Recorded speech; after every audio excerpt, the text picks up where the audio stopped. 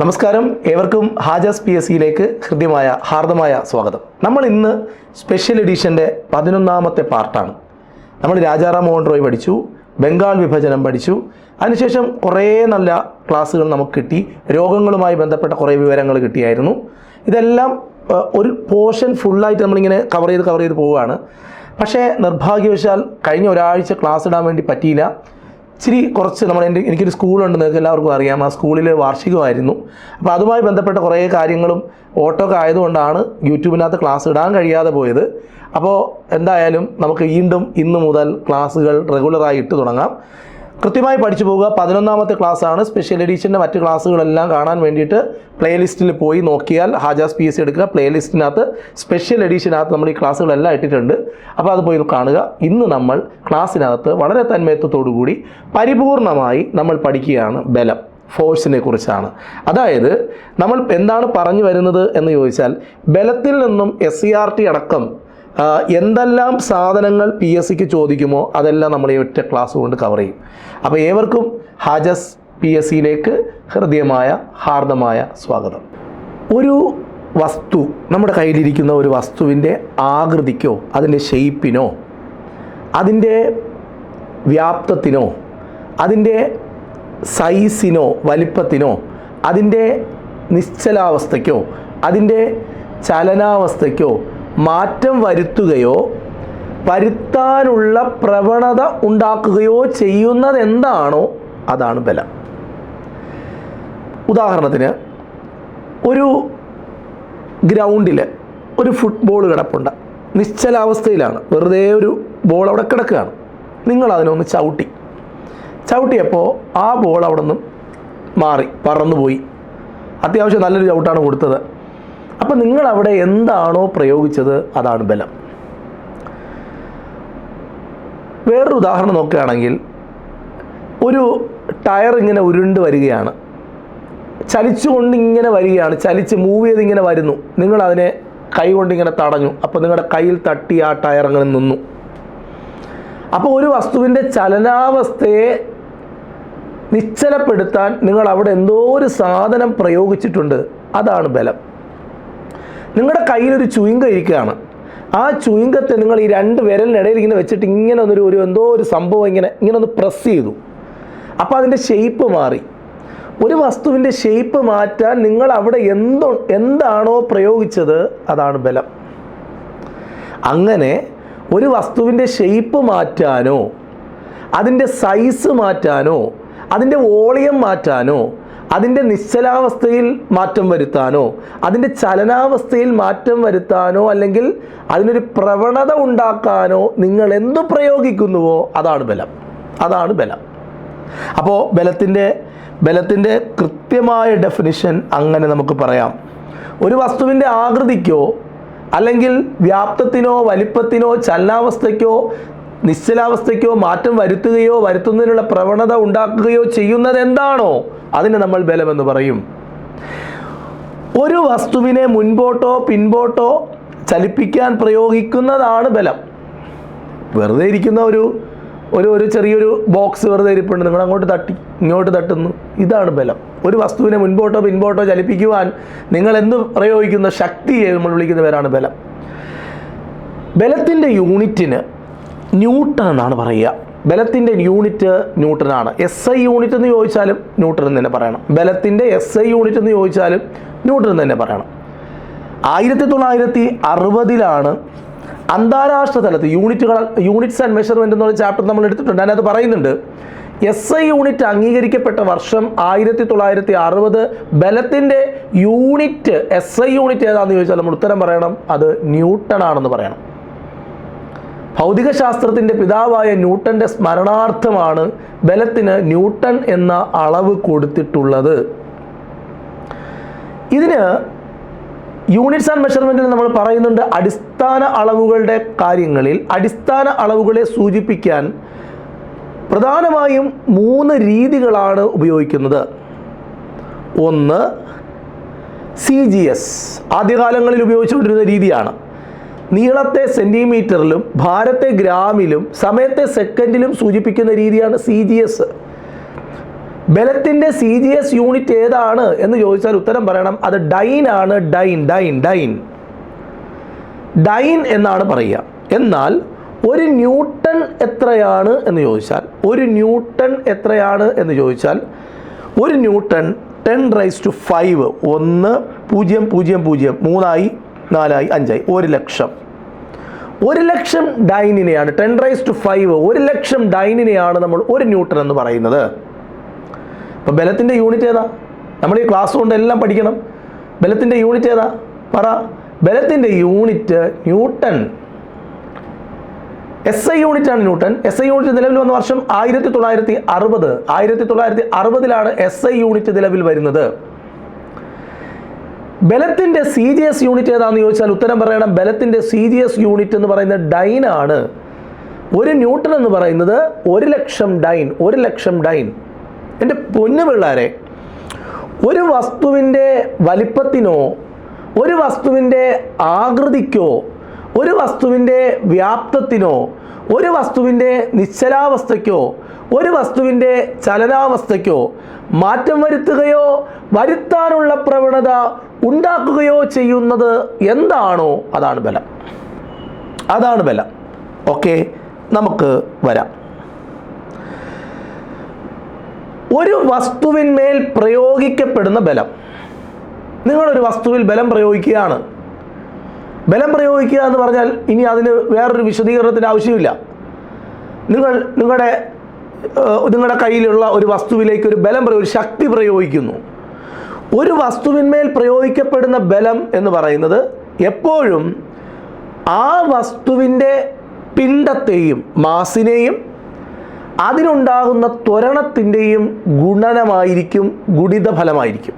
അതായത് പഠിക്കണം, force on an object, ഒരു ഒബ്ജക്റ്റിൻ്റെ പുറത്തുള്ള ബലം, ഒരു ഒബ്ജക്റ്റിന് മേൽ പ്രയോഗിക്കപ്പെടുന്ന ബലം എന്ന് പറയുന്നത് ആ വസ്തുവിൻ്റെ പിണ്ഡം ഇൻറ്റു അതിൻ്റെ ത്വരണം, അതിന് സംഭവിക്കുന്ന ത്വരണം. F = mass into acceleration. F = mass into acceleration. F = mass into acceleration. F = mass into acceleration. മാസിനെ സൂചിപ്പിക്കാൻ M, ആക്സിലറേഷൻ ത്വരണത്തെ സൂചിപ്പിക്കാൻ A. എന്താണ് ഒരു ന്യൂട്ടൺ? ഒരു ന്യൂട്ടൺ എന്ന് പറഞ്ഞാൽ എന്താ? ബലത്തിൻ്റെ യൂണിറ്റാണ്, SI യൂണിറ്റാണ്.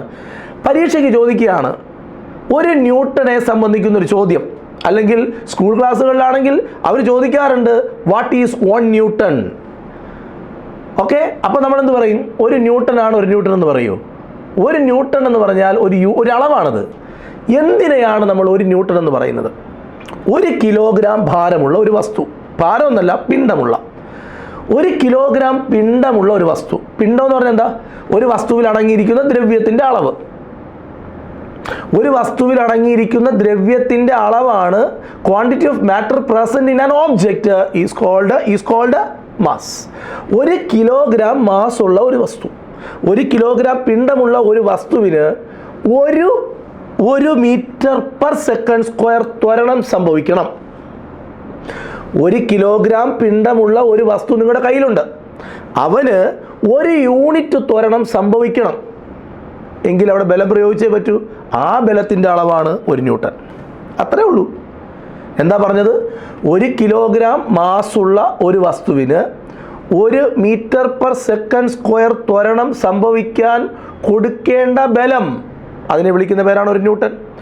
1 ന്യൂട്ടൺ എന്ന് പറഞ്ഞാൽ എന്താണെന്ന് ചോദിച്ചാൽ 1 കിലോഗ്രാമിനെ ഇൻറ്റു 1 മീറ്റർ/സെക്കൻഡ് സ്ക്വയർ ത്വരണം, ഇത് രണ്ടും കൂടെ മൾട്ടിപ്ലൈ ചെയ്ത് കഴിഞ്ഞാൽ നമുക്ക് എന്ത് കിട്ടും? 1 ന്യൂട്ടൺ കിട്ടും. അപ്പോൾ 1 ന്യൂട്ടൺ എന്ന് പറയുന്നത് 1 × 1 തന്നെ, കിലോഗ്രാമും മീറ്റർ/സെക്കൻഡ് സ്ക്വയറും കൂടെ മൾട്ടിപ്ലൈ ചെയ്ത് കഴിഞ്ഞാൽ യൂണിറ്റും കിട്ടും. 1 ന്യൂട്ടൺ = 1 കിലോഗ്രാം മീറ്റർ/സെക്കൻഡ് സ്ക്വയർ എന്ന് പറയാം. വ്യക്തമാണ്? എന്താണ് 1 ന്യൂട്ടൺ? 1 കിലോഗ്രാം പിണ്ഡമുള്ള ഒരു വസ്തുവിന് 1 യൂണിറ്റ് ത്വരണം സംഭവിക്കാൻ കൊടുക്കേണ്ട ബലത്തെ നമ്മൾ വിളിക്കുന്ന പേരാണ് 1 ന്യൂട്ടൺ. ഇനി നമുക്ക് 1 ന്യൂട്ടൺ ബലം എന്താണ് എന്ന് ഒന്നുകൂടി പരിശോധിക്കാം. ഫോർ എക്സാമ്പിൾ, ഇപ്പോൾ എൻ്റെ കയ്യിൽ ഒരു വസ്തു ഇരിപ്പുണ്ട്. ഇതാണ്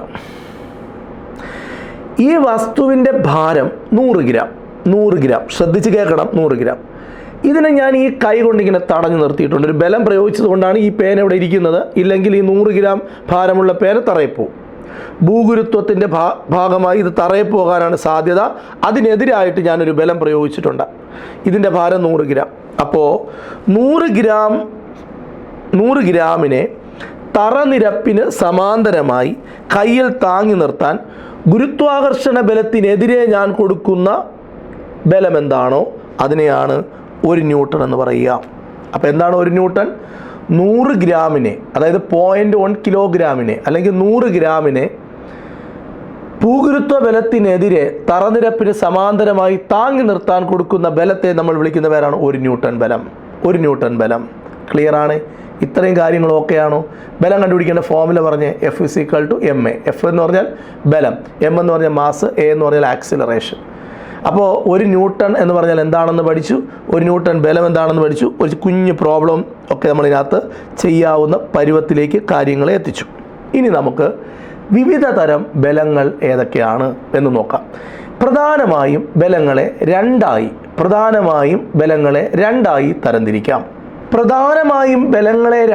തരംതിരിക്കാം. ബലം പ്രയോഗിക്കുന്നതിൻ്റെ അടിസ്ഥാനത്തിലാണ് ഈ തരംതിരിവ്. 1 സമ്പർക്ക ബലം, കോണ്ടാക്ട് ഫോഴ്സ്. 2 സമ്പർക്കമില്ലാത്ത ബലം, അപ്പോൾ നോൺ കോണ്ടാക്ട് ഫോഴ്സ്. അപ്പോൾ ബലം പ്രയോഗിക്കുന്നതിൻ്റെ അടിസ്ഥാനത്തിൽ ബലത്തെ 2ആയി തരംതിരിക്കാം. 1 contact force, 2 non contact force. ഇനി എന്താണ് കോണ്ടാക്ട് ഫോഴ്സ് എന്ന് പഠിക്കാം. വസ്തുക്കൾ തമ്മിൽ പരസ്പര സമ്പർക്കത്തിലൂടെ പ്രയോഗിക്കപ്പെടുന്ന ബലമാണ് സമ്പർക്ക ബലം അല്ലെങ്കിൽ കോണ്ടാക്ട് ഫോഴ്സ്. കണ്ടോ? അപ്പോൾ വസ്തുക്കൾ തമ്മിൽ പരസ്പരം, ഇപ്പോൾ ട്രോളി തള്ളുന്നത് എന്താണെന്ന് ചോദിച്ചു കഴിഞ്ഞാൽ അതൊരു സമ്പർക്ക ബലമാണ്.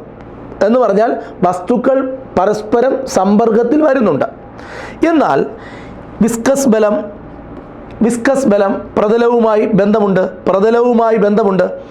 പ്രതലബലം, ഘർഷണബലം, ഇലാസ്റ്റിക് ഫോഴ്സ്, ഇതെല്ലാം വസ്തുക്കൾ പരസ്പരം സമ്പർക്കത്തിലോട്ട് വരുന്നത് കൊണ്ടുണ്ടാകുന്ന ബലങ്ങളാണ്.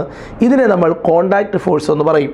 ഇപ്പോൾ ദാ ഒരു വസ്തുവിനെ നീക്കിക്കൊണ്ട് പോകുന്നു, കണ്ടോ? അവിടെ സമ്പർക്കവുമായി, അതായത് എന്താ പറയുക, വസ്തുക്കൾ പരസ്പരം സമ്പർക്കത്തിൽ ഏർപ്പെട്ടാൽ, കോണ്ടാക്റ്റിൽ വന്നാൽ അതിനെ നമ്മൾ കോണ്ടാക്ട് ഫോഴ്സ് എന്ന് പറയും. ഇനി വസ്തുക്കൾ തമ്മിൽ പരസ്പരം വസ്തുവുമായി സമ്പർക്കമില്ലാതെ വസ്തുവിന്മേൽ പ്രയോഗിക്കപ്പെടുന്ന സമ്പർക്കരഹിത ബലമാണ് നോൺ കോണ്ടാക്ട് ഫോഴ്സ്. തെങ്ങിൽ നിന്ന് തേങ്ങ വീഴുന്നത്. അതുപോലെ തന്നെ ന്യൂക്ലിയർ ഫോഴ്സ്, അതൊരു ബലമാണ്, പക്ഷേ സർഫസുമായിട്ട് കോണ്ടാക്റ്റ് ഒന്നുമില്ല, ന്യൂക്ലിയർ ബലം. അതുപോലെ തന്നെ വൈദ്യുത കാന്തിക ബലം എവിടെയാണ്? ഏതെങ്കിലും സർഫസുമായിട്ട് ബന്ധമുണ്ടോ? ഇല്ല. ഗുരുത്വാകർഷണ ബലം സർഫസുമായിട്ട് ബന്ധമുണ്ടോ? ഇല്ല. ഇതൊന്നും സർഫസുമായിട്ട് ബന്ധമില്ല. അപ്പോൾ സർഫസുമായി ബന്ധം ഉള്ളതാണെങ്കിൽ അതിനെ കോണ്ടാക്റ്റ് ഫോഴ്സ് എന്നും, സർഫസുമായി കോണ്ടാക്റ്റ് ഇല്ലെങ്കിൽ അതിനെ സമ്പർക്കരഹിത ബലമെന്നും പറയും. അപ്പോൾ ന്യൂക്ലിയർ ബലം സമ്പർക്കരഹിത ബലത്തിന് ഉദാഹരണമാണ്. വൈദ്യുത കാന്തിക ബലം, ഗുരുത്വാകർഷണ ബലം, ഇതെല്ലാം അതിന് എക്സാമ്പിളാണ്. ഇനി നമുക്കറിയാം കാന്തത്തിന് ആകർഷിക്കാനും വികർഷിക്കുവാനുമുള്ള കഴിവുണ്ട്. അട്രാക്റ്റീവ്, റിപ്പൾസീവ് പ്രോപ്പർട്ടി ഉള്ള സാധനമാണ് മാഗ്നറ്റ്.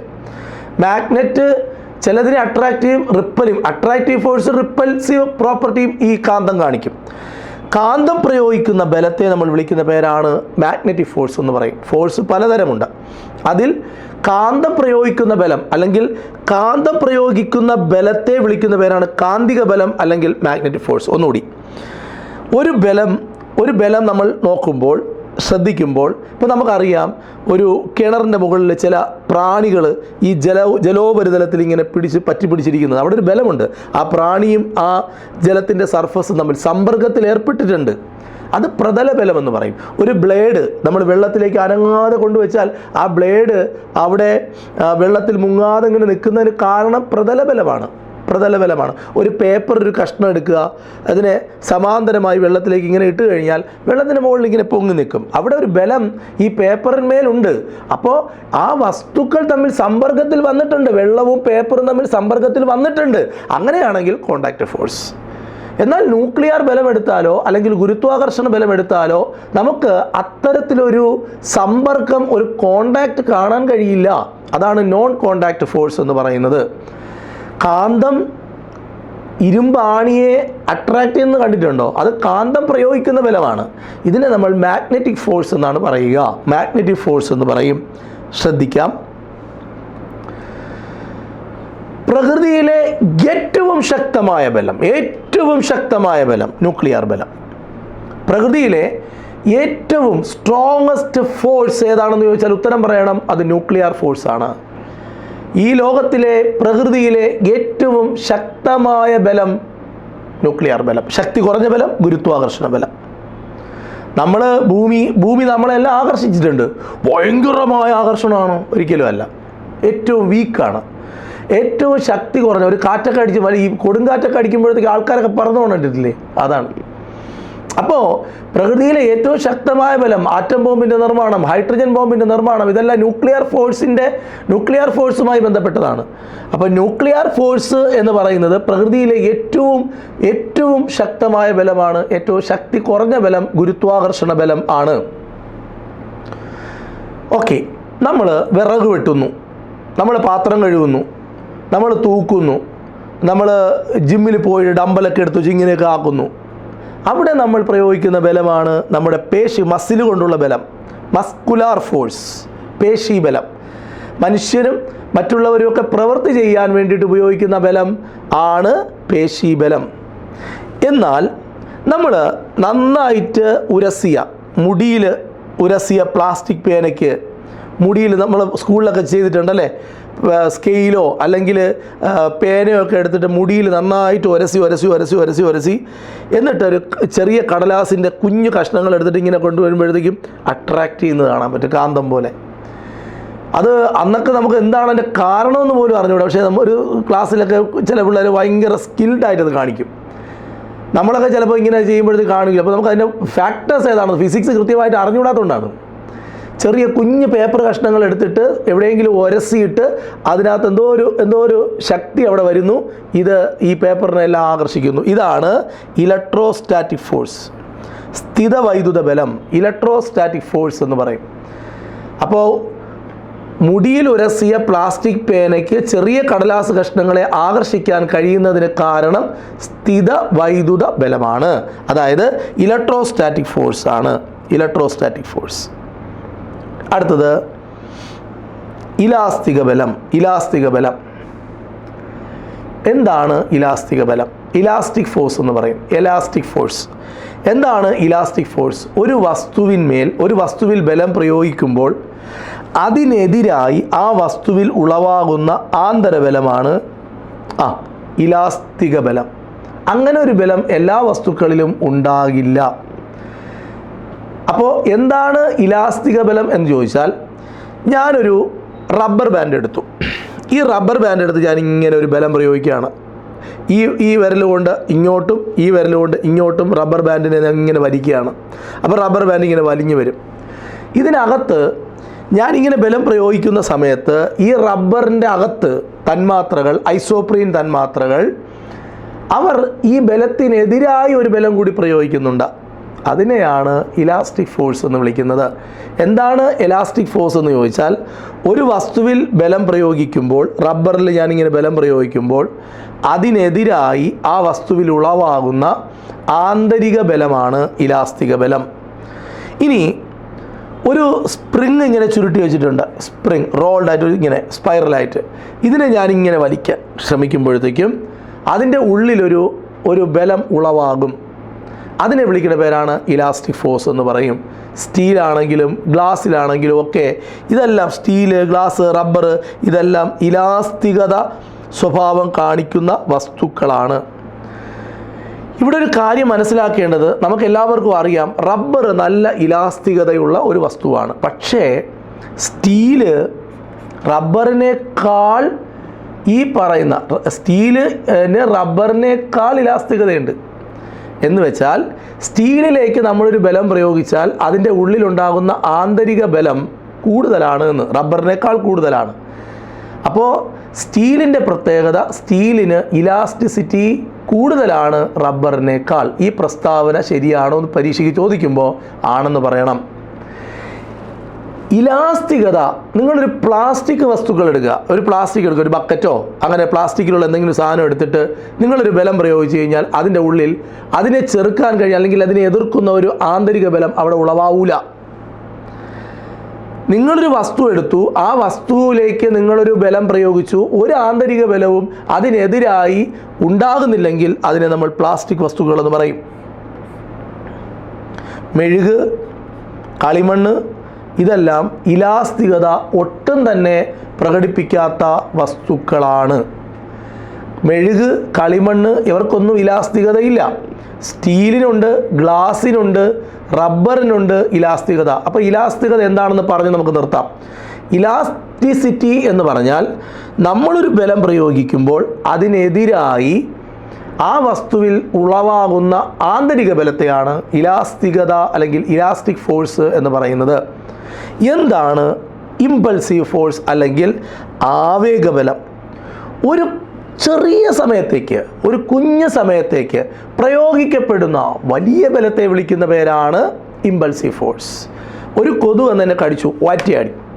ഈ അടി ചെറിയ സമയത്തേക്കാണ്, പക്ഷേ ഭയങ്കര ഫോഴ്സിൽ അടിക്കുന്നത്. ഒരു ആണിയെടുത്ത് ചുമരിൽ വെച്ചു, നമ്മൾ ചുറ്റിയെ കൊണ്ട് അടിക്കുകയാണ്.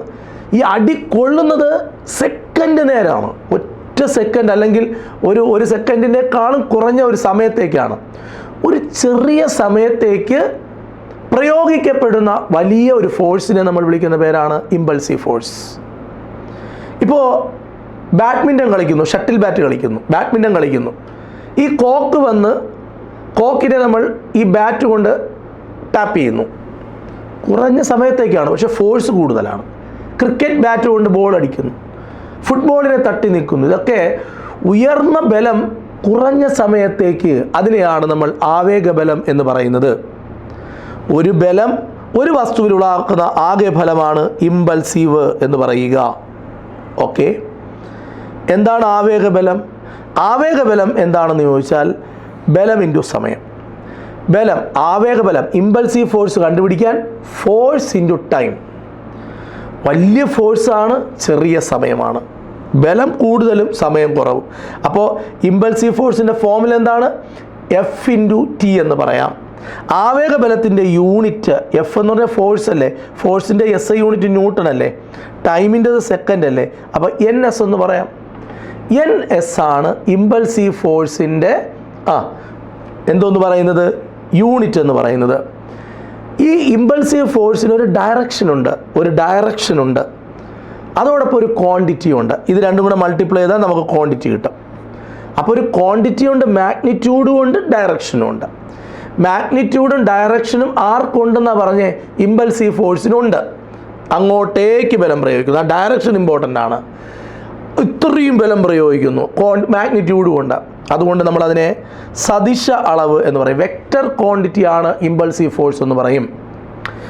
ആണി ചുറ്റിക കൊണ്ട് അടിച്ചു കയറ്റുമ്പോൾ പ്രയോഗിക്കപ്പെടുന്ന ബലം ആവേഗബലം. ഒരു വസ്തുവിൽ അനുഭവപ്പെടുന്ന ബലത്തിൻ്റെ ആവേഗവും ആക്കവ്യത്യാസവും തുല്യമായിരിക്കും. ഇതാണ് ഇമ്പൾസീവ് മൊമെൻറ്റം പ്രിൻസിപ്പിൾ. ഇമ്പോർട്ടൻ്റ് ആണ്. ഇമ്പൾസീവ് മൊമെൻറ്റം പ്രിൻസിപ്പിൾ പറയുന്നത് ഒരു വസ്തുവിൽ അനുഭവപ്പെടുന്ന ബലത്തിൻ്റെ ആവേഗവും ആക്കവ്യത്യാസവും തുല്യമായിരിക്കും. ആവേഗം കൂടിയാൽ ആക്കവ്യത്യാസവും കൂടും. ഓക്കെ, അടുത്ത പോയിന്റിലേക്ക്. ശരി, ഈ ആവേഗബലം നിത്യജീവിതത്തിൽ പ്രയോജനപ്പെടുത്തുന്ന കുറേ സന്ദർഭങ്ങൾ ഞാൻ നേരത്തെ പറഞ്ഞു. ആണി ചുറ്റിക കൊണ്ട് അടിക്കുന്നത്, ഫുട്ബോൾ തട്ടുന്നത്, ബാഡ്മിൻ്റൺ തട്ടുന്നതെന്നൊക്കെ പറഞ്ഞു. വേറൊരു നല്ല എക്സാമ്പിൾ, നമ്മളൊരു ക്രിക്കറ്റ് കളിക്കാൻ നിൽക്കുകയാണ്, ഒരു ബോൾ വന്നു, നമ്മളിങ്ങനെ പിടിച്ചിട്ട് ആ ഫോഴ്സ് അതാണ് നമ്മൾ കൈ പുറകിലോട്ടിങ്ങനെ വലിക്കും.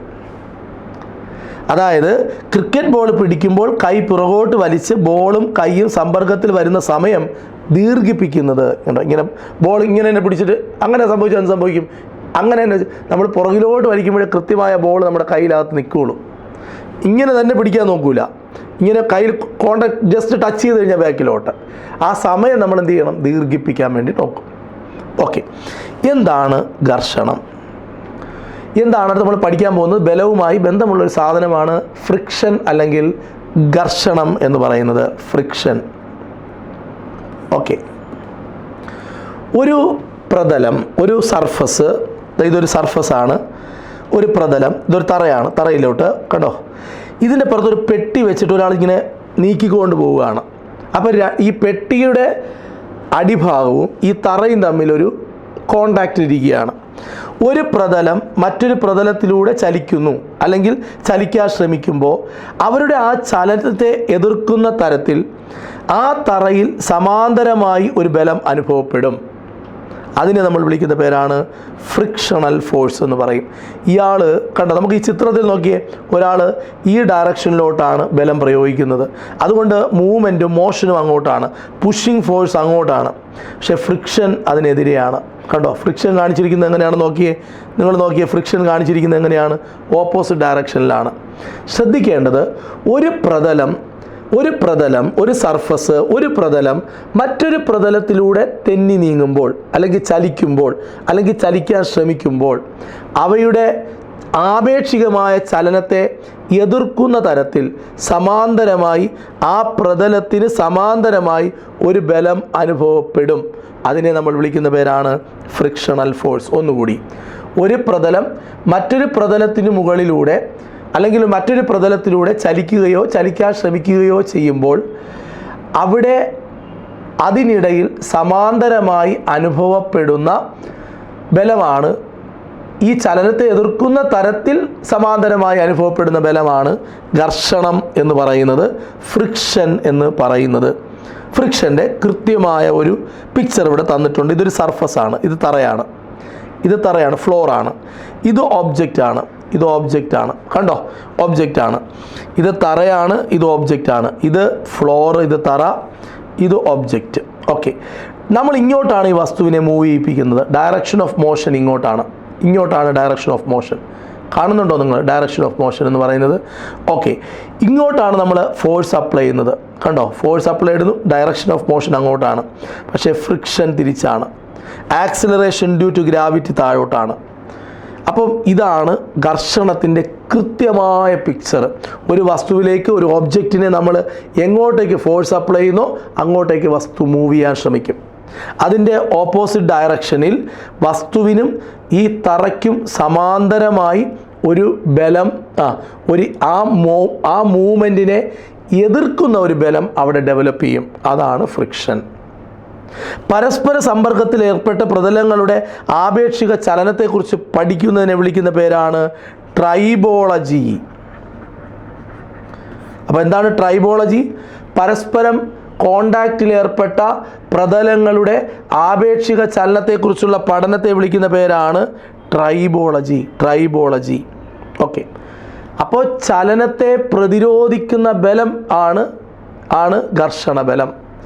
ഈ ഘർഷണബലം ഫ്രിക്ഷണൽ ഫോഴ്സ്, അതിനെ സ്വാധീനിക്കുന്ന ഘടകങ്ങൾ എന്തെല്ലാം നമുക്കറിയാം. ഒരു വസ്തുവിൻ്റെ, ഒരു ഒബ്ജക്റ്റിൻ്റെ, ഇത് തറയാണ്, ഈ തറയിൽ ഇവിടെ ഒരു ഓബ്ജക്റ്റ് ഇരിപ്പുണ്ട്, ഇവിടെ വേറൊരു ഒബ്ജക്റ്റ് ഇരിപ്പുണ്ട്. ഇതൊരു ഓബ്ജക്റ്റാണ്, ഇതൊരു ഒബ്ജക്റ്റാണ്. ഓബ്ജക്റ്റിൻ്റെ ഭാരം, ഇതിന് ഭാരം കൂടുതലാണ്, ഇതിന് ഭാരം കുറവാണ്. ഭാരം കൂടിയാൽ പഠിക്കണം, വസ്തുവിൻ്റെ ഭാരം കൂടിയാൽ ഘർഷണബലം കൂടും. 2, പ്രതലത്തിൻ്റെ പ്രത്യേകത നോക്കണം. മിനുസപ്പെട്ട പ്രതലത്തിൽ ഘർഷണം കുറവായിരിക്കും. പരക്കനായിട്ടുള്ള, സ്ക്രാച്ചഡ് ആയിട്ടുള്ളൊരു സർഫസ് ആണെങ്കിൽ ഘർഷണം കൂടുതലായിരിക്കും. അപ്പോൾ ഏത് പ്രതലത്തിലൂടെയാണോ ഒബ്ജക്റ്റ് നീങ്ങുന്നത് അത് ഘർഷണത്തെ സ്വാധീനിക്കുന്ന രണ്ടാമത്തെ ഘടകമാണ്. അത് പഠിക്കണം. ഓക്കെ, 3, അടുത്തത് പ്രതലത്തിലെ മിനുസം കൂടുന്തോറും ഘർഷണം കുറയും. പ്രതലത്തിലെ മിനുസം കുറയും തോറും ഘർഷണം കൂടും. ഒബ്ജക്റ്റിൻ്റെ ഭാരം കൂടിയാൽ ഘർഷണം കൂടും. അപ്പോൾ ഘർഷണത്തെ സ്വാധീനിക്കുന്ന 2 പ്രധാനപ്പെട്ട ഘടകങ്ങളും അതിൻ്റെ പ്രത്യേകതകളും പഠിക്കണം. ഒന്നെന്ന് പറയുന്നത് ഫ്ലോറ്, പ്രതലം, നമ്മുടെ ആ തറ. 2 എന്ന് പറയുന്നത് ഒബ്ജക്റ്റ്. ഒബ്ജക്റ്റിൻ്റെ മാസ് കൂടിയാൽ, ഭാരം കൂടിയാൽ കൂടും, ഘർഷണം കൂടും. എന്നാൽ പ്രതലത്തിൻ്റെ സ്വഭാവം നോക്കണം. പ്രതലം മിനുസപ്പെട്ടതാണെങ്കിൽ ഘർഷണം കുറയും, പ്രതലം പരുക്കനാണെങ്കിൽ കൂടും. ഓക്കെ, അടുത്തത്. ഓക്കെ, നമുക്ക് ഘർഷണം കുറയ്ക്കണം. ഒരുപാട് ഫ്രിക്ഷൻ ആവശ്യമില്ലാത്ത ചില ഏരിയകളുണ്ട്. അപ്പോൾ എന്നാൽ ചില സ്ഥലങ്ങളിൽ ഫ്രിക്ഷൻ വേണം. നമ്മളിപ്പോൾ ഒരു റോഡിൽ കൂടെ നടന്നു പോവുകയാണ്, നല്ല മിനുസപ്പെട്ടൊരു തറയിലൂടെ, നമുക്ക് ചെരുപ്പ് വേണം. നമ്മൾ ടോയ്ലറ്റിൽ പോകുന്നു, ബാത്റൂമിൽ പോകുന്നു, അവിടെ നമ്മൾ ചെരുപ്പിടാതെ കയറി കഴിഞ്ഞാൽ അവിടെ തറ പരുക്കനല്ലെങ്കിൽ നമ്മൾ തെന്നി വീഴാനുള്ള സാധ്യതയുണ്ട്. അപ്പോൾ നമുക്കൊരു ചപ്പൽ വേണം. നമ്മൾ നടക്കുമ്പോഴൊക്കെ ചപ്പൽ ഉപയോഗിക്കുന്നതിൻ്റെ കാര്യം ഘർഷണം കിട്ടാൻ വേണ്ടിയിട്ടാണ്. അപ്പോൾ ചില സ്ഥലങ്ങളിൽ ഘർഷണം വേണം, ചില സ്ഥലങ്ങളിൽ ഘർഷണം വേണ്ട. ഘർഷണം കുറയ്ക്കുന്നതിനുള്ള മാർഗങ്ങൾ: ഒന്ന്, മിനുസപ്പെടുത്തൽ. നല്ല പോലെ പോളിഷ് ചെയ്യുക. മിനുസപ്പെടുത്തിയാൽ ഘർഷണം കുറയും. അപ്പോൾ മിനുസപ്പെടുത്തുന്നത് കൊണ്ട് ചില സ്ഥലങ്ങളിൽ നമുക്ക് ഘർഷണത്തിൻ്റെ ആവശ്യമില്ല. അപ്പോൾ അവിടെ ഈ കോണ്ടാക്റ്റിൽ വരുന്ന സർഫസ് എന്ത് ചെയ്യണം? മിനുസപ്പെടുത്തണം.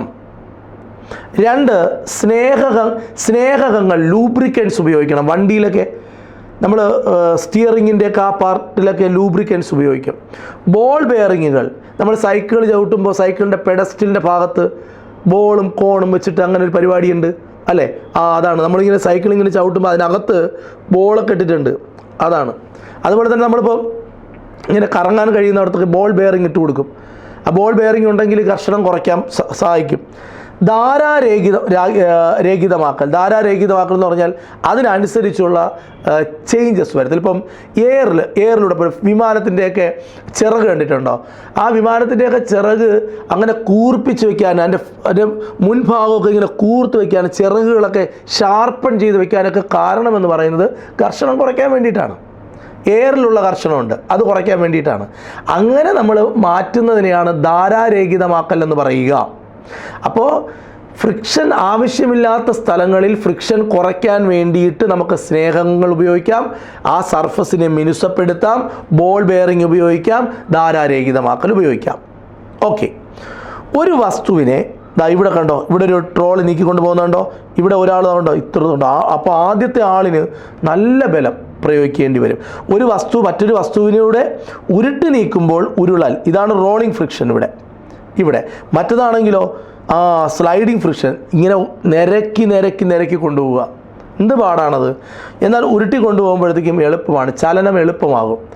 ഇനി അപ്പം രണ്ട് തരം ഘർഷണങ്ങളാണ് ഇവിടെ പറഞ്ഞത്. ഒന്ന് റോളിംഗ് ഫ്രിക്ഷനും ഉണ്ട്, രണ്ട് സ്ലൈഡിങ് ഫ്രിക്ഷനും ഉണ്ട്. ഒരു വസ്തു മറ്റൊരു വസ്തുവിന് മുകളിലൂടെ നിരങ്ങി നീങ്ങുമ്പോൾ ഇവിടെ കണ്ടോ, ഇവിടെ നിരങ്ങി നീങ്ങുകയാണ്. അങ്ങനെ സ്ലൈഡ് ചെയ്ത് പോകുമ്പോൾ അനുഭവപ്പെടുന്നതാണ് സ്ലൈഡിങ് ഫ്രിക്ഷൻ. എന്നാൽ റോൾ ചെയ്ത് പോകുമ്പോൾ അനുഭവപ്പെടുന്നതാണ് റോളിംഗ് ഫ്രിക്ഷൻ എന്ന് പറയുന്നത്. ഓക്കെ, ഘർഷണം കുറയ്ക്കാൻ യന്ത്രങ്ങളിൽ എന്തുപയോഗിക്കും? ബോൾ ബെയറിങ്ങുകൾ ഉപയോഗിക്കും. വണ്ടിയുടെയൊക്കെ സ്റ്റിയറിങ്ങിൻ്റെയൊക്കെ ഭാഗത്ത് ബോൾ ബെയറിങ്ങുകൾ ഉപയോഗിക്കും. ഓക്കെ, എന്തുകൊണ്ടാണ് ഈ ബോൾ ബെയറിംഗ് ഉപയോഗിക്കാൻ കാരണം? ബോൾ ബെയറിംഗ് ഉപയോഗിക്കാൻ കാരണം ഉരുളൽ ഘർഷണം നിരങ്ങൽ ഘർഷണത്തെക്കാൾ കുറവാണ്. ഈ ബോൾ ഉപയോഗിക്കുമ്പോൾ ഘർഷണം കുറയും, നിരങ്ങലിന് ഘർഷണം കൂടുതലാണ്. ഇപ്പോൾ ഉദാഹരണത്തിന് നിങ്ങളിപ്പോൾ എയർപോർട്ടിൽ എയർപോർട്ടിൽ പോയി കഴിഞ്ഞാൽ അത് നമുക്ക് ഉരുട്ടിക്കൊണ്ട് പോകാൻ, നിങ്ങൾ കൊണ്ടുപോകുന്ന ലഗേജൊക്കെ ഉരുട്ടിക്കൊണ്ട് പോകാൻ ട്രോളി തരും. ട്രോളിയുടെ താഴെ ഒരു വീല് ഘടിപ്പിച്ചിട്ടുണ്ട്. നമുക്ക് ഈസി ആയിട്ട് ഒരു വേർക്കത്തൊന്നുമില്ല, ഒരു എഫേർട്ടും ഇല്ല, നല്ല ഈസി ആയിട്ട് മൂവ് ചെയ്ത് കൊണ്ടുപോകാൻ പറ്റും. പകരം ഈ ട്രോളി ഇല്ലയെന്ന് വിചാരിച്ചു, അപ്പോൾ നമ്മൾ എങ്ങനെ കൊണ്ടുപോകും? നമ്മൾ കൈ കൊണ്ട് ഇങ്ങനെ എടുത്തുകൊണ്ട് പോകും. അല്ല, അപ്പോൾ നിരക്കിയാണ് കൈ കൊണ്ട് എടുത്തുകൊണ്ട് പോകാൻ പറ്റുന്നില്ല, ഒരു കയർ കെട്ടി ഇങ്ങനെ വലിച്ചുകൊണ്ട് പോകുന്നു എന്ന് വിചാരിച്ചോ. അപ്പോൾ അവിടെ ഘർഷണം കൂടുതലല്ലേ? ഘർഷണം കൂടുതലായതുകൊണ്ടല്ലേ നമ്മൾ ഒരുപാട് ബലം പ്രയോഗിക്കേണ്ടി വരുന്നത് അല്ലേ? എന്നാൽ നിരങ്ങൽ ഘർഷണം എന്ന് പറയുന്നത് കൂടുതലും, എന്നാൽ ഉരുളൽ ഘർഷണം കുറവുമാണ്. അപ്പോൾ ഉരുളൽ പറ്റുന്ന രീതി, ഇപ്പം വേറൊരു ഉദാഹരണം പറയുകയാണെങ്കിൽ, ഇപ്പോൾ നമുക്ക് ഒരു തടി ഒരു ലോറിക്കകത്ത് കയറ്റുമ്പോൾ ഉരുട്ടിയാണ് കയറ്റുന്നത് അല്ലേ? അതോ നമ്മൾ നിരക്കി കയറ്റുമോ? ഇങ്ങനെ നിരക്കി കയറ്റുമോ? ഇല്ല, ഉരുട്ടാൻ പറ്റുന്നിടത്ത് ഉരുട്ടിയങ്ങ് കയറ്റും. കാരണം ഉരുളൽ ഘർഷണം നിരങ്ങൽ ഘർഷണത്തെക്കാൾ കുറവാണ്, അതാണ് കാര്യം. ഓക്കെ, ഇവിടെ പറഞ്ഞിട്ടുണ്ട്, തടി വലിച്ചു കൊണ്ടുപോകുന്നതിനേക്കാൾ ഉരുട്ടിക്കൊണ്ട് പോകുന്നതാണ് സൗകര്യം. അതിന് കാരണം എന്താ? നിരങ്ങൽ ഘർഷണത്തെക്കാൾ കുറവാണ് ഉരുളൽ ഘർഷണം. എന്താണ് ലൂബ്രിക്കൻ്റ്? ലൂബ്രിക്കൻ്റ് എന്ന് പറഞ്ഞാൽ ഫ്രിക്ഷൻ കുറയ്ക്കാൻ വേണ്ടിയിട്ട് സർഫസുകളിൽ ഉപയോഗിക്കുന്ന സാധനത്തെയാണ് ലൂബ്രിക്കൻ്റ് എന്ന് പറയുക. സ്നേഹകം അപ്പോൾ എന്താണ് സ്നേഹകങ്ങൾ എന്ന് ചോദിച്ചാൽ ഘർഷണം ഫ്രിക്ഷൻ കുറയ്ക്കാൻ വേണ്ടി ഉപയോഗിക്കുന്ന വസ്തുക്കളെ വിളിക്കുന്ന പേരാണ് ലൂബ്രിക്കൻ്റ്. ഉദാഹരണം വെളിച്ചെണ്ണ, ഗ്രീസ്.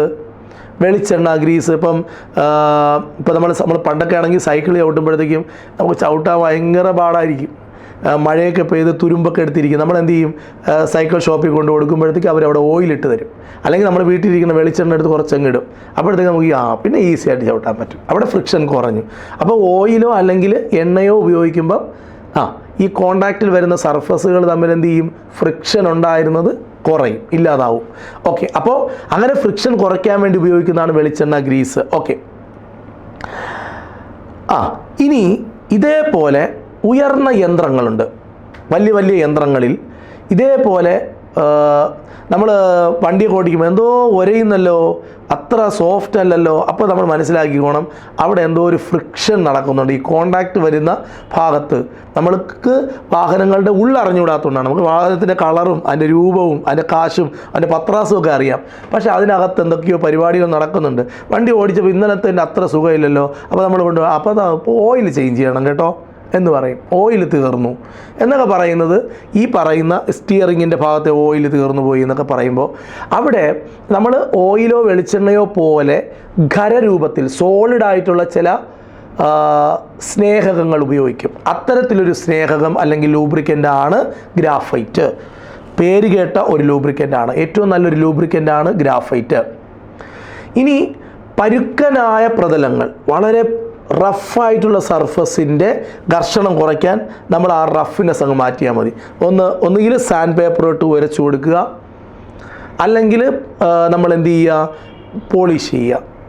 ഓക്കെ, നല്ല ഇപ്പോൾ പണ്ടൊക്കെ ആണെങ്കിൽ ഈ മാർബിളൊക്കെയാണ്, ഇപ്പോൾ ടൈൽസ് ഇടുന്നത് പോലെ പണ്ട് മാർബിൾ ഇടും.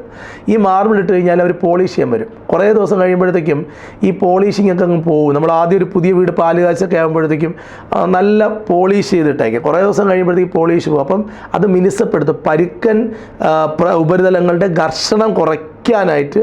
പിന്നെ മിനുസപ്പെടുത്തിയ ഒരു കുഴപ്പമുണ്ട്, ഇച്ചിരി വെള്ളം കിടന്നാൽ ചറുക്കിയങ്ങ് പോവും, ഘർഷണം കാണില്ല. പരുക്കനാണെങ്കിൽ അത് ബാത്റൂം ഒരിക്കലും നമ്മൾ ശ്രദ്ധിച്ചിട്ടുണ്ടായിരിക്കും, ബാത്റൂമിലൊക്കെ ഒരിക്കലും ഭയങ്കര പോളിഷ്ഡ് ആയിട്ടുള്ള ടൈൽസ് ഉപയോഗിക്കില്ല അല്ലേ. പക്ഷെ നമ്മുടെ ഹാളിലൊക്കെ ആണെങ്കിൽ ലൈറ്റും വെട്ടമൊക്കെ ഉള്ളതുണ്ട്. അതൊക്കെ ഒന്ന് റിഫ്ലക്റ്റ് ചെയ്യാൻ വേണ്ടിയിട്ടും അല്ലേ, നല്ല തിളങ്ങാൻ വേണ്ടിയിട്ടൊക്കെ നമ്മൾ മിനുസപ്പെടുത്തുമ്പോഴുള്ള കുഴപ്പം, മിനുസപ്പെടുത്തുമ്പോൾ ഘർഷണം കുറയും, വീഴാനുള്ള ചാൻസ് ഉണ്ടാവും. എന്നാൽ ടോയ്ലറ്റിൽ നമ്മൾ വീഴാത്തതിൻ്റെ കാരണം അവിടുത്തെ ടൈല് പരുക്കനായതുകൊണ്ടാണ്. ഓക്കെ, ശരി. അപ്പോൾ ഇതൊക്കെ നമ്മൾ ഡെയിലി ലൈഫുമായിട്ട് ബന്ധമുള്ളതാണ്. ഒരു വലിയ വിശദീകരണത്തിൻ്റെ ആവശ്യമില്ല. ഇനി ഘർഷണം ഗുണകരമായ സന്ദർഭങ്ങൾ, ഒരുപാട് സന്ദർഭങ്ങൾ പറഞ്ഞു. തറയിലൂടെ നടക്കാൻ സാധിക്കണമെങ്കിൽ ഘർഷണം കുറയണം. ഘർഷണം കുറഞ്ഞപ്പോൾ ചെരുപ്പ് ഉപയോഗിച്ച് കഴിഞ്ഞാൽ നല്ല ചെരുപ്പും അതുപോലെ തന്നെ നല്ല ഗ്രിപ്പ് ഉണ്ടാവണം. നല്ല ഗ്രിപ്പുള്ള ചെരുപ്പ് നോക്കി വേണം എടുക്കാൻ. നല്ല ഗ്രിപ്പുള്ള ചെരുപ്പ് എടുത്തു കഴിഞ്ഞാൽ ഘർഷണം കൂടുതൽ കിട്ടും. ഘർഷണം വേണ്ട. ഘർഷണത്തിൻ്റെ ഗുണകരമല്ലാത്ത ഘർഷണം കൊണ്ട് നഷ്ടമുണ്ടാകുന്നത് യന്ത്രങ്ങളുടെ തേയ്മാനം. ഘർഷണം എന്നുള്ള ഒരു സാധനം ഉള്ളതുകൊണ്ടാണ് യന്ത്രങ്ങളുടെ ഭാഗങ്ങൾക്ക് തേഞ്ഞു പോകുന്നത്. അതുപോലെ തന്നെ ടയർ തേഞ്ഞ് തീരുന്നത്. ഈ നമ്മൾ ബ്രേക്ക് ചെയ്യുമ്പോഴത്തേക്കും ഈ ബ്രേക്ക് ചെയ്യുന്ന സമയത്ത് ടയറും റോഡും തമ്മിൽ ഒരു ബലം ഉണ്ടാവും. അങ്ങനെ ഈ ടയർ അങ്ങ് ഘർഷണം ഉള്ളതുകൊണ്ടല്ലേ, ഘർഷണം ഇല്ലെങ്കിൽ ടയർ തേയില്ലായിരുന്നു. ഓക്കെ, ഇനി ക്യാരംസ് ബോർഡിൽ ഇടയ്ക്കിടയ്ക്ക് നമ്മൾ പൗഡർ തട്ടി കൊടുക്കും. ക്യാരം ബോർഡ് ഇങ്ങനെ സ്ട്രൈക്കർ കൊണ്ട് തട്ടിയിട്ട് അതിനകത്ത് കോയിൻ മൂവ് ചെയ്യുന്നില്ല. അപ്പോൾ നമ്മൾ എന്ത് ചെയ്യും? പൗഡർ തട്ടി കൊടുക്കും. അങ്ങനെ പൗഡർ തട്ടുമ്പോൾ ഘർഷണം കുറയും. പൗഡർ തട്ടി കഴിഞ്ഞാൽ കോയിൻസ് എല്ലാം വളരെ ഫാസ്റ്റായിട്ട് മൂവ് ചെയ്യും. അപ്പോൾ നേരത്തെ നമ്മൾ പൗഡർ തട്ടുന്നതിന് മുമ്പ് കോയിൻ മൂവ് ചെയ്യാത്തതിൻ്റെ കാരണം ബോർഡും കോയിനും തമ്മിലുള്ള ഒരു ഘർഷണം കൂടുതലായിരുന്നു. അതായത് ഒരു പ്രതലത്തിന് മേൽ, അതായത് ഈ ക്യാരം ബോർഡിൻ്റെ മുകളിലിരിക്കുന്ന കോയിന് കൂടുതൽ ഫ്രിക്ഷൻ ഉണ്ടായിരുന്നു. അപ്പോൾ നമ്മൾ ഈ പൗഡർ തട്ടി കൊടുത്തപ്പോഴത്തേക്ക് ആ ഫ്രിക്ഷൻ കുറഞ്ഞു. ഇനി കോയിൻ നന്നായിട്ട് മൂവ് ചെയ്യും. ഇനി ഘർഷണം കുറയ്ക്കാൻ വേണ്ടി ചലനത്തിന് അനുകൂലമായ രീതിയിൽ വസ്തുക്കളുടെ ആകൃതി രൂപപ്പെടുത്തും. ഫോർ എക്സാമ്പിൾ, വിമാനങ്ങളുടെയൊക്കെ ചിറകുകൾ നിങ്ങൾ നോക്കിയേ. അപ്പോൾ അതിനൊക്കെ ഒരു പ്രത്യേക ആകൃതിയുണ്ട്. ഈ ആകൃതി അങ്ങനെ ഫ്രിക്ഷൻ കുറയ്ക്കാൻ വേണ്ടി, വിമാനം മൂവ് ചെയ്യുന്നില്ല, ഭയങ്കര ഫ്രിക്ഷനാണ് വിമാനത്തിൻ്റെ. അപ്പോഴാണ് ആൾക്കാരിങ്ങനെ പഠിച്ചത് അതിൻ്റെ ചിറകുകളുടെയൊക്കെ ഷേപ്പിൽ ഒരു വ്യത്യാസം വരുത്തിയപ്പോൾ ഫ്രിക്ഷൻ കുറയാൻ തുടങ്ങി, വിമാനം വേഗത്തിൽ പോകാനും തുടങ്ങി. വായു, ജലം എന്നിവ മൂലമുണ്ടാകുന്ന ഘർഷണമുണ്ട്. അത് കുറയ്ക്കാനാണ് ഈ രേഖിതമാക്കൽ അല്ലെങ്കിൽ സ്ട്രീം ലൈനിങ് എന്ന് പറയുന്ന ഒരു പ്രോസസ്സിങ് ചെയ്യുന്നത്. ഓക്കെ. മോട്ടോർ വാഹനങ്ങൾ, വിമാനങ്ങൾ തുടങ്ങിയവയുടെ 2 അഗ്രങ്ങളും കൂർപ്പിച്ച് നിർമ്മിക്കുന്നതിന് കാരണം എന്ന് പറയുന്നത് ഇങ്ങനെയാണ്. റോക്കറ്റ് ആണെങ്കിലും വിമാനങ്ങളാണെങ്കിലും അതിനൊരു പ്രത്യേക ഷേപ്പ് കൊടുത്തിട്ടുണ്ട്. ഈ കപ്പലാണെങ്കിലും ശരി തന്നെ, ജലത്തിൽ നിന്ന് വായുവിൽ നിന്നുള്ള ഘർഷണമുണ്ട്, അത് കുറയ്ക്കാനാണ് കപ്പലിൻ്റെയൊക്കെ ഷേപ്പ് നമ്മൾ അങ്ങനെ ആക്കി വെച്ചിട്ടുള്ളത്. ഇനി വാഹനങ്ങളുടെ ടയറുകളിൽ, ചാലുകളിലും കട്ടകളും ഉണ്ടാക്കുന്നതിനുള്ള കാരണം ഘർഷണം കൂട്ടാൻ. നമ്മൾ ചെരുപ്പെടുത്താലും വാഹനങ്ങളുടെ ടയർ എടുത്താലും നമ്മൾ കട്ടയ്ക്കിടുക എന്ന് പറയും. സാധാരണ വാഹനങ്ങളുടെ ടയറുകളൊക്കെ ഉരഞ്ഞ് തീരുമ്പോഴത്തേക്കും നമ്മൾ അതിനെ കട്ടയ്ക്ക് കൊടുക്കുക എന്ന് പറയും. കട്ടയ്ക്ക് കൊടുക്കുക എന്ന് പറഞ്ഞാൽ അതിനകത്ത് വേറൊരു റബ്ബർ ലെയർ ഇട്ടിട്ട് അതിനകത്ത് കുറേ ഗ്രിപ്പ് ഉണ്ടാക്കി തരും. അതിനെയാണ് ഗ്രിപ്പ് എന്ന് പറയും. ഓക്കെ. അതുപോലെ തന്നെ ഈ ഫുട്ബോൾ കളിക്കുന്ന ആൾക്കാരുടെയൊക്കെ ഷൂസിന് താഴെ എന്നിട്ട് സ്പൈക്സ് ഉണ്ട്. സ്പൈക്സ് എന്ന് പറഞ്ഞാൽ അത് ആ സ്പൈക്സിലേക്ക് നമ്മൾ വീഴും. അത്ര ഫോഴ്സിലാണ് നമ്മൾ ഓടണേ. അപ്പോൾ അത്രയും ഷൂസിനകത്ത് ഗ്രിപ്പ് വേണം. ഒരിക്കലും ഗ്രിപ്പ് കുറഞ്ഞ ഷൂ കൊണ്ട് ഫുട്ബോൾ കളിക്കാൻ പ്രത്യേകിച്ച് പോകരുത്. അതുപോലെ തന്നെ അത്ലറ്റുകളും അവർക്ക് പ്രത്യേക ഷൂസ് ഉണ്ട്, അതിനകത്ത് സ്പൈക്സ് ഉണ്ട്.